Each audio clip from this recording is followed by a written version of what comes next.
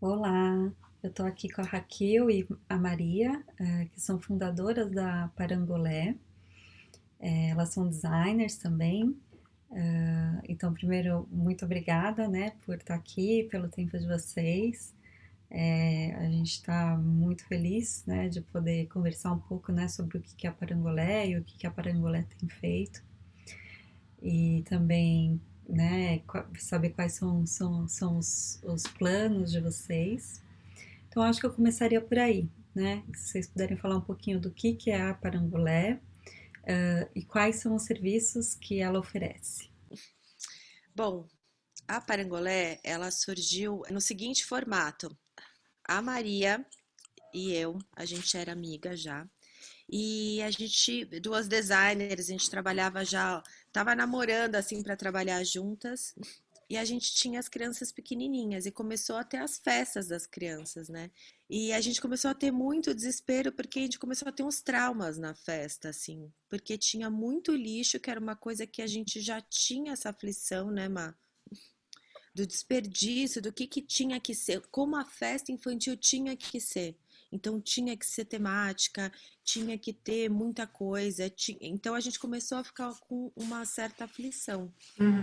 E nas nossas conversas a gente começou a conversar e falar, o que que dá, o que que daria para fazer, como que daria para ser um material melhor. E eu sou produtora gráfica também, então eu gosto dessa investigação, né, do que tem no mercado que seria melhor. Então a gente resolveu fazer a Parangolé. A gente foi e voltou algumas vezes, mas aí a gente descobriu que para fazer um lote de copo, a gente teria que ter apenas uma garagem disponível.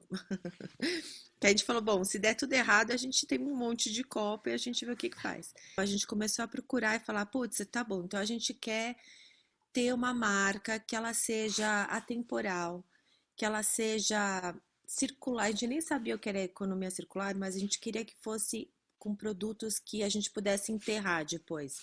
A gente tinha até uma referência inglesa que a gente adorava, que chamava Eco My Party, e que a gente falava, meu, é isso, a gente tem que ter, não tem que ter tanta coisa, tanto desperdício, e tudo que tiver que for descartável, a gente teria que poder enterrar.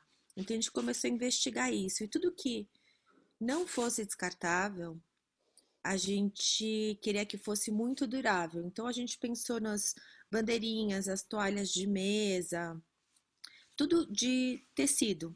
E eu lembro que a mãe da Má ajudou a gente a fazer toda a logística dos Do cortes das aproveitamento, toalhas, né? tudo que sobrava virava bandeirinha. Então a gente tinha assim, não tinha nenhum tipo de sobra de tecido e os copinhos e os pratos eram de papel. Então o copo a gente foi investigar, a gente chegou nessa fábrica no Rio, a gente foi até lá e era um copo que tinha cera. Aí a gente foi na fábrica e falou: a gente não quer a cera. Ele, não, mas tem um porquê de ter essa cera, o copo é molinho. Não, a gente não quer a cera porque a gente não quer. E eu acho que instintivamente a gente já sabia que a gente não podia ter dois tipos de material juntos, né?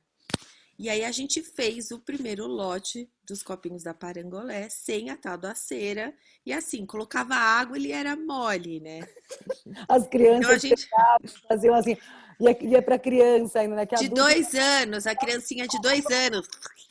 pegava o copo, pegava o copo. Nossa, deu super errado. Não, e aí a gente também estava pensando em ser, era só para ter kits, não era para vender separado, mas foi super sucesso. E uma outra coisa que eu gosto muito de contar, que eu acho muito linda, foi que a gente tinha one shot. Então era assim, a gente tinha para prato 3 cores com o fundo branco e para copa a gente tinha uma cor de Pantone. Então a gente ficou numa piração, eu e a Má, durante muito tempo. O que que teria que ter no copo, o que que teria que ter no prato e quais eram as cores. E é engraçado pensar, porque faz 10 anos isso e as pessoas falavam, se a gente escolheu colocar turquesa no copo e marrom, turquesa e laranja no prato.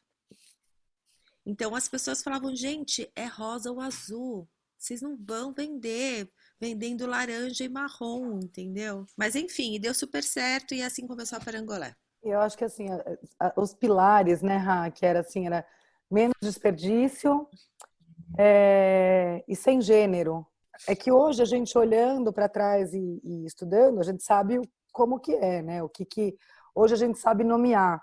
Na época a gente fala, não, tem que servir para menino e para menina. Hoje a gente sabe que tem o termo sem gênero, né? Que na época para a gente era bem distante. Então acho que era isso, zero desperdício, total aproveitamento. Ou se tivesse desperdício, tinha que voltar para a natureza de alguma forma. A gente tomou vários capotes, mas assim, os modelos, acho que hoje não mais, né? Mas até 2 anos atrás, o que mais vendiam eram os primeiros modelos, tanto que eles ficaram É. eles fazem parte da coleção até hoje. E esse foi o começo. Depois de estuda, a gente aplicou para ser empresa B, a gente fez o curso da ideia circular, fez vários cursos também de economia circular, de economia regenerativa, e deu um bug na cabeça, principalmente da Raquel, que é mais visionária, eu acho, assim, nossa, o que a gente está fazendo? Por que a gente está vendendo descartável? Né, que não é nada sustentável. Até hoje a gente estava dizendo que eram produtos sustentáveis e, na verdade, continua nesse processo de consumo e descarte. Quando a gente começou a entender que existia um estudo maior sobre isso, a gente começou a ir atrás. E a primeira fonte que a gente começou a beber foi a ideia circular, que era o que aparecia para a gente, né? Onde que tem economia circular, era a ideia circular. Então a gente começou a namorar, falou, nossa, quem são essas meninas? Quem são elas? Olha que legal. Então a gente sempre procurava querer saber mais. Enfim, acho que foram os processos, né? E aí, nesse determinado momento que a gente percebeu que o descartável não conversa com sustentabilidade, né? A gente resolveu abrir uma consultoria e a gente presta algumas consultorias para varejo hoje. A gente já fez uma super legal para o Natural da Terra, fez uma consultoria muito bacana para uma marca de chocolate com embalagem compostável. E o que eu acho que foi marcante também foi entender que a gente está numa fase de transição, né? Então, que é uma coisa que a Rá fica muito mais aflita do que é assim, putz, eu não quero mais vender descartável, eu não quero mais vender embalagem que você descarta, mas eu acho que assim, a gente está num processo de chegar onde a gente talvez não precise disso. Enquanto a gente precisa, o que pode ser melhor, né? E aí vem também um pensamento não tão frutífero, que é muito ouvindo o que a ideia circular fala, né? A Leia e a Carla, eu não vou fazer menos pior, né? Tipo, eu preciso fazer direito.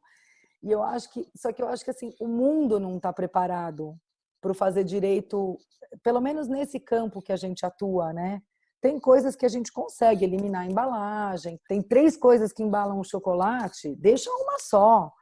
E aí foi muito bom, porque como a gente sempre foi investigativa, a gente falou, meu, vamos tentar ver essa história da consultoria.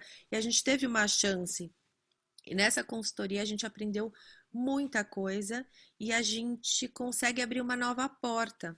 E com o chocolate, a gente ficou muito feliz porque a gente falou, a gente tem uma chance de começar um trabalho pensando circularmente como a gente aprendeu com os nossos professores. Então a gente tem a chance de começar Não a de criar, consertar, né? Não, mas de não de, começar. exatamente. E a gente conseguiu fazer o dono da fábrica entender, apoiar, querer. Então é um projeto lindo e que a gente ficou muito contente de fazer parte, muito.